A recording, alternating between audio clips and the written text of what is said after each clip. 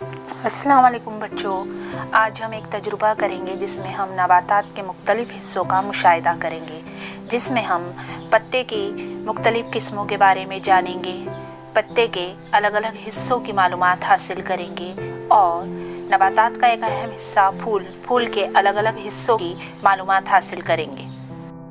जैसा कि आप आपके आसपास में आज देख रहे हैं कि बारिश का मौसम होने की वजह से चारों तरफ हरियाली छाई हुई है और मुख्तलिफ़ किस्म के आपको पत्ते दिखाई दे रहे हैं। आप अपने आसपास के मुख्तलिफ़ पत्तों का मुशाहिदा कीजिए, पत्तों की रंग, बनावट, उनकी जसामत पर गौर कीजिए। लेकिन बच्चों ध्यान रखिए कि अपने आसपास के माहौल की नबातात को बिला वजह नुकसान मत पहुँचाइए।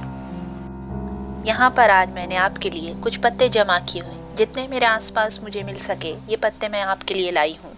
इन पत्तों में अब ये जो पत्ते दिखाई दे रहे हैं ये ज़रा हमारे ख़राब हो गए थोड़े से।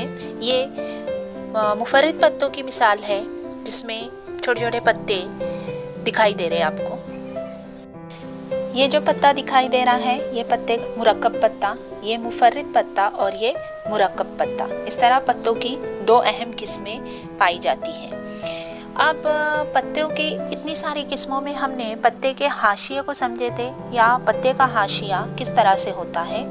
ये जो पत्ते का हाशिया है ये मुकम्मल हाशिया, इसे मुकम्मल हाशिया कहते हैं। ये पत्ते का भी जो हाशिया या किनारा जो होता है ये मुकम्मल किनारा, या ये पत्ते का भी हाशिया मुकम्मल। इस पत्ते में जो हाशिया है इस हाशिए को शिकस्ता कहते हैं, इसका हाशिया शिकस्ता होता है।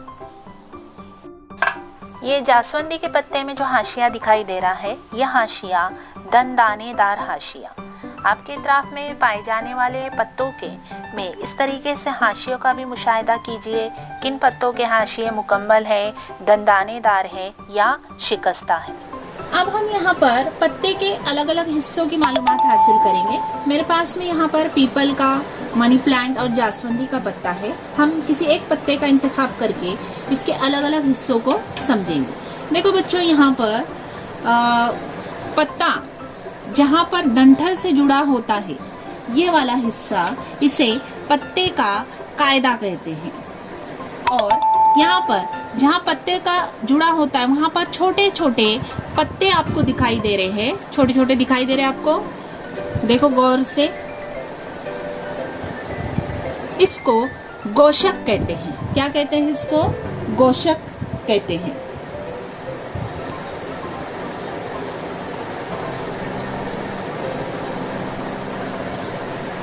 यहाँ पर अब हम पत्ते के हिस्से अलग अलग समझेंगे। ये जो हिस्सा है ये पत्ते की डंठल, गोशक दूसरे पत्ते में देखिए, इसमें पत्ते की ये डंठल। उसके बाद में आपको यहाँ पर इस पत्ते के अंदर पीली एक लाइन दिखाई दे रही है, ये होती है पत्ते की दरमियानी रग। पीपल के पत्ते में बहुत अच्छे से आसानी से दिखाई देता है, हर पत्ते में इस तरीके से दरमियानी रग होती है, लेकिन हम पीपल के पत्ते में देख रहे हैं।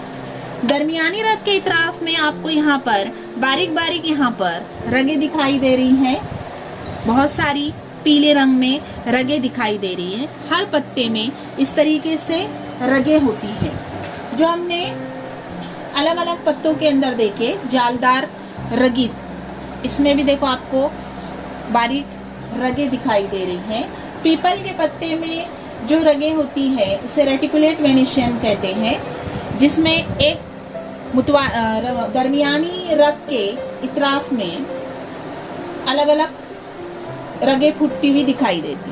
लेकिन मकई का पत्ता दिया हुआ है, मकई का पत्ता अभी अवेलेबल नहीं है हमारे पास।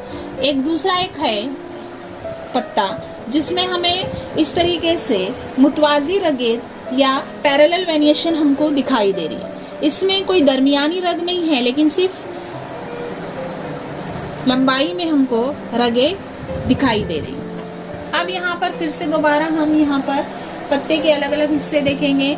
ये होता है यहाँ पर जहाँ पत्ता जुड़ा हुआ है पत्ते का कायदा, उसके बाद में ये गोशक, उसके बाद में ये पत्ते की डंठल, उसके बाद में ये दरमियानी रग, फिर उसके बाद ये पत्ते का हाशिया, और ये जो सिरा होता है इसे कहते हैं पत्ते का रास। पीपल के पत्ते में पत्ते का रास काफी नोकदार होता है, जबकि दूसरे पत्तों में पत्ते का जो किनारा है यहाँ पर उसे पत्ते का रास कहते हैं। अब हम फूल के अहम हिस्सों की मालूमात हासिल करेंगे। आपको ये जो फूल दिखाई दे रहे हैं आपके आसपास में अपने इस किस्म के फूल देखे होंगे, इसे हम जास्वंदी का फूल कहते हैं। आज हम इस फूल के हिस्से को समझेंगे।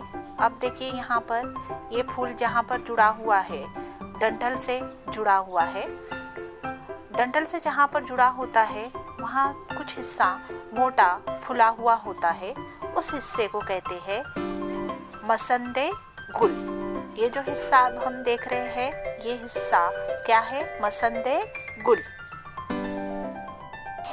अब हम फूल का दूसरे हिस्से को देखेंगे। देखिए यहाँ पर हरे रंग का एक कली के जैसा हिस्सा दिखाई दे रहा है, यानी जब फूल कली की हालत में होता है तो ये हिस्सा उसकी हिफाजत करता है। देखो यहाँ पर बिल्कुल अलग सा निकल कर आया, ये एक प्याले की तरह दिखाई दे रहा है। इसे फूल का प्याले गुल कहते हैं।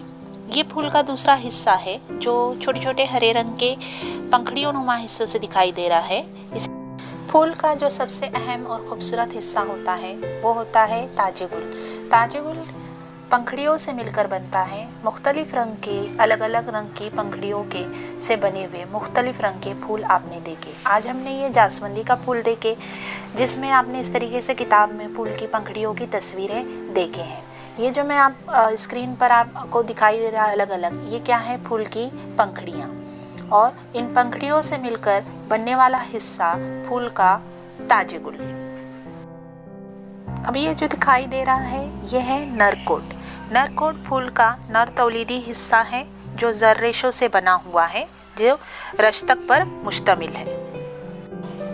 ये मादा कोट ये फूल का मादा तौलीदी हिस्सा है जो इसमें कलगी, नाए गुल और पैज़ेदान पाए जाते हैं।